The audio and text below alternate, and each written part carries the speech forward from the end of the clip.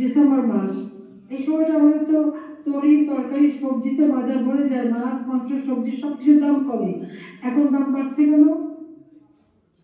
কারণ তাদের লুটে খাওয়ার কারণে। আজকে এক এক শিল্প প্রতিষ্ঠান ধ্বংস করেছে, প্রত্যেকটা মানুষের জীবনে অতিষ্ঠ করে তুলেছে, ব্যবসায়ীদের গ্রেফতার করে জেলে ঢুকাচ্ছে অথবা অর্ধেক কথা দিচ্ছে বা তাদের উপরে জুলুম শুরু হয়ে গেছে।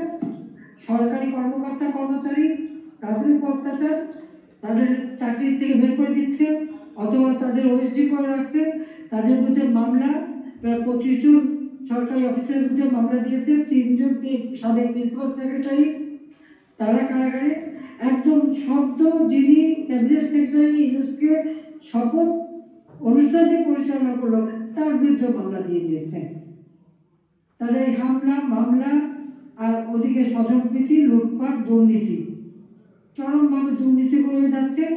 গ্রামীণ ব্যাংকের হাজার হাজার কোটি টাকা পাচার করেছে, গ্রামীণ ফোনের টাকা পাচার করেছে, সাধারণ মানুষের একদিকে অর্থ চুষে খেয়েছে, আরেকদিকে এখন প্রত্যেকটা জিনিসের দাম বাড়িয়ে মানুষের জীবনটাকে অতিষ্ঠ করে তুলেছে।